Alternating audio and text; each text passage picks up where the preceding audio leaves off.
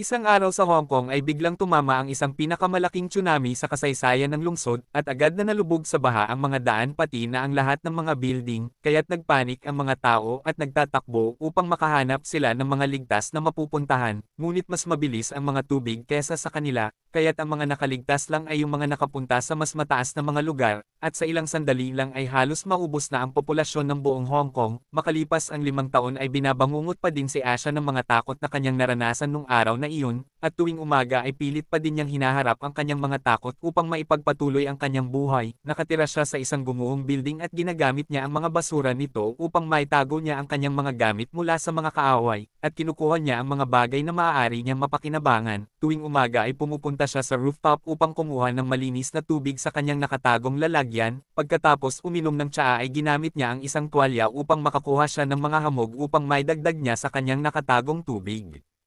Pagkatapos ay kumain na siya ng noodles at naalala niya ang mga magagandang mga restaurant na may masasarap na mga pagkain na kinakainan nila ng kanyang mga kaibigan. Ilang sandali ay gumamit siya ng binoculars upang tingnan ang kapaligiran, at ang nakikita lang niya ay ang mga itaas ng mga building na nasa ibabaw ng mga tubig, at nakikita din niya na gumuguho ang ilan sa mga ito, at tinitingnan din niya ang ilang mga nakaligtas niyang kapitbahay sa kabilang building, at bigla siyang nakakita ng isang kahon na lumulutang sa tubig kaya't pinatamaan niya ito ng kanyang harpoon upang makuha niya ang kaong iyon, ngunit nang hatakin niya ito ay may isang bagay na humila sa kahon pa ibaba, kaya't tumama siya sa pinto at nasaktan ang kanyang isang kamay. Pagkatapos ay bumitaw na ang humihilang iyon kaya't nakuha na ni Asha ang kahon. Naglalaman lang pala ng mga basura ang kahong iyon, ngunit nakakita naman siya ng isang bote ng alcohol. Pagkapanik sa rooftop ay ginamit niya ang alcohol upang linisin ang kanyang sugat bago niya balutan ito at uminom din siya nito upang mabawasan ang sakit. Kinagabihan ay nakarinig siya ng sumisigaw kaya't tumingin siya sa labas, at nakita niya ang dalawang bangka ng mga malulupit ng mga scavenger, at inatake ng mga ito ang kanyang mga kapitbahay na mga nakaligtas. May isang lalaki din na nasa rooftop na tumitingin sa kanyang building, at dagli siyang nagtago at nang muli niyang tingnan ay papunta na ito sa kanya, kaya't nagmadali siyang bumaba at itinago niya kaagad ang kanyang mga gamit na pang-araw-araw. Tinakpan din niya ang kanyang kama at nagtapon ng mga dumi sa hallway upang magmukhang walang nakatira doon, at pagkatapos ay nagtago siya sa likod ng isang dingding sa isang closet, at nanatili siyang tahimik doon nang dumating ang mga scavenger sa kwarto at naghanap ng mga pagkain, at tiningnan din ng mga ito ang closet at salamat na lang dahil wala silang nakitang kahit ano doon, ngunit laking gulat niya nang makarinig siya ng isang putok ng baril, at ang isang bata lang pala ang nagpaputok ng baril dahil naramdaman nito na parang may gumagalaw.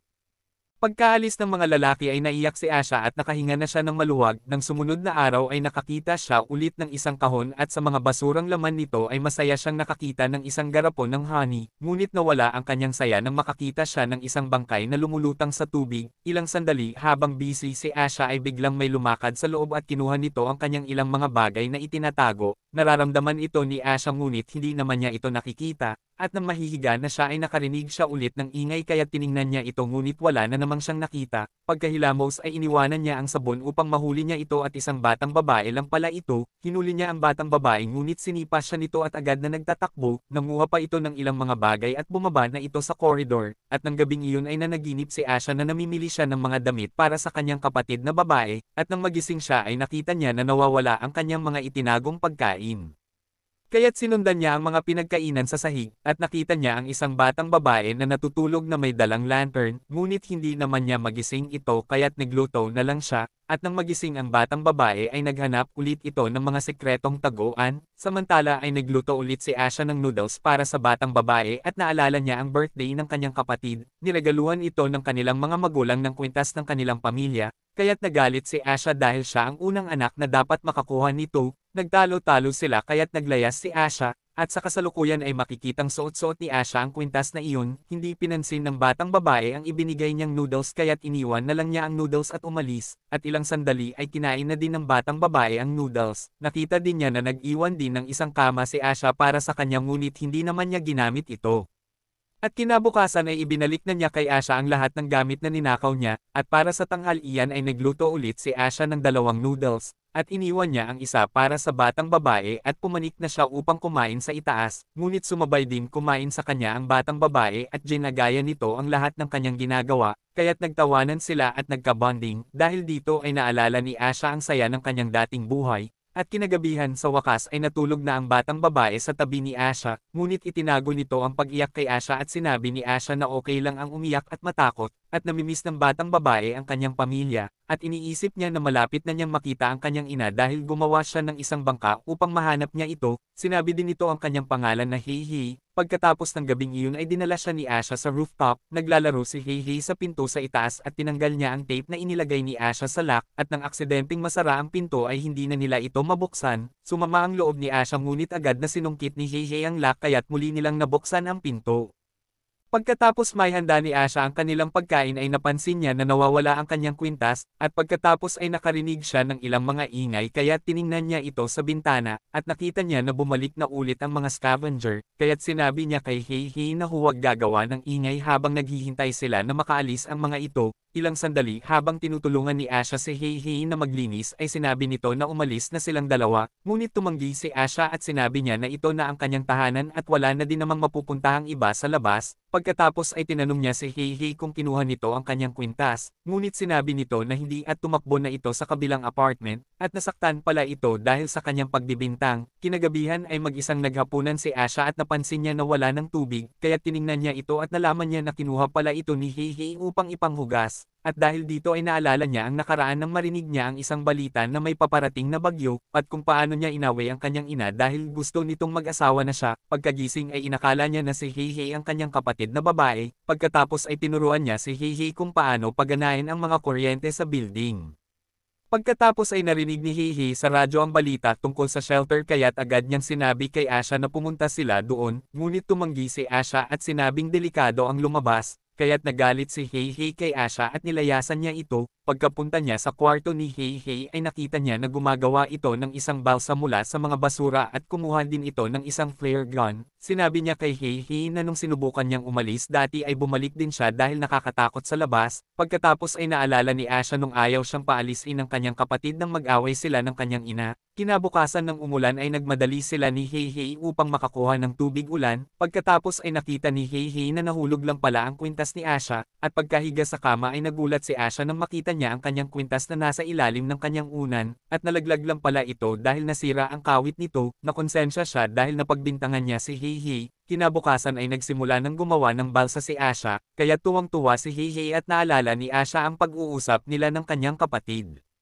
Sinabi nito sa kanya na inilagay ko ang kwintas sa jacket mo, at biglang nagtakbuhan sa takot ang mga tao dahil nagkaroon ng napakalaking tsunami, at sa kasalukuyan ay nagpasya si Asha na iregalo ang kwintas kay Heihei, at ilang sandali ay naglagay na sila ng mga gamit sa balsa, at bigla nilang narinig ang mga scavenger sa labas, kaya't nagmadali nilang itinago ang kanilang mga personal na gamit. Pagkatapos ay itinago ni Asha si Heihei sa loob ng dingding ng closet, dahil hindi na sila kasya dito kaya't nagtago na lang si Asha sa isang napakabahong kwarto, samantala ay nakapasok na ang mga scavenger. At habang nagtatago ay nakita ni Asha ang lumang litrato ng kanyang pamilya dahil ito pala ang kanilang dating apartment. Marahas na naghanap ang mga lalaki at sinisira nila lahat pati na ang balsa. Isang lalaki ang pumasok sa mabahong kwarto at nakita niya ang mga bangkay ng mga magulang ni Asha kaya't nasuka ito, at kahit si Asha ay nasuka na din, naalala ni Asha ang gabi nang lumunin ng malaking alon ang lahat ng mga bagay at pinatay nito ang napakaraming mga tao, at nagtulakan ang mga tao upang mailigtas ang kanilang mga sarili, kaya't kinaladkad niya ang kanyang kapatid na babae sa isang building upang makapanik sa hagdan.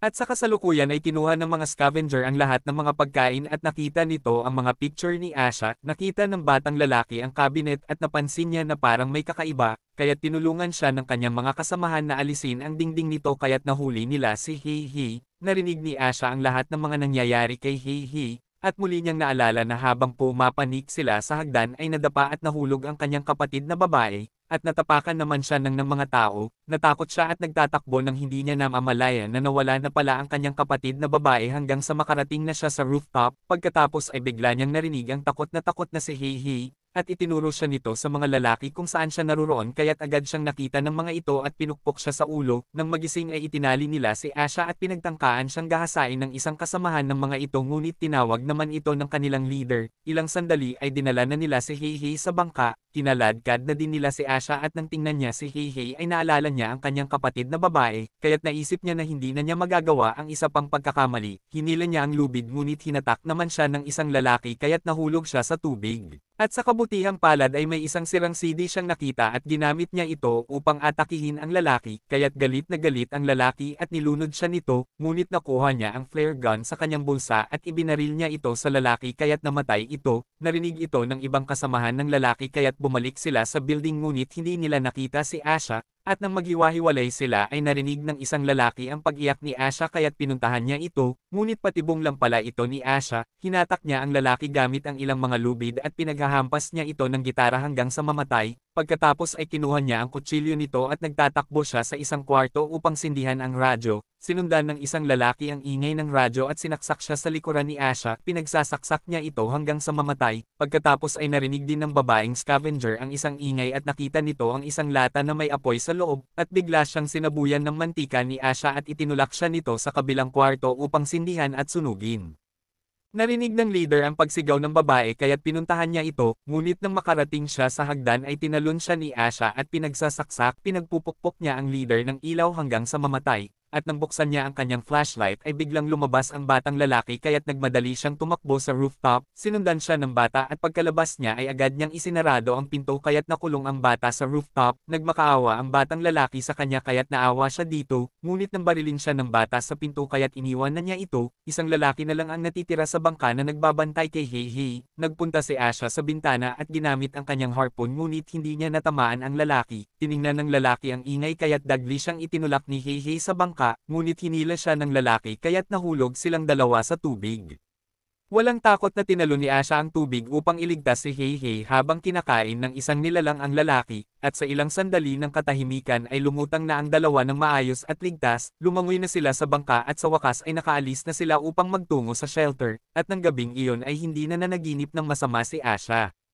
At dito na po nagtatapos ang ating movie, huwag mo po lods kalimutang mag-subscribe, mag-like at i-click ang notification bell. Maraming salamat sa panunood mo lods, God bless.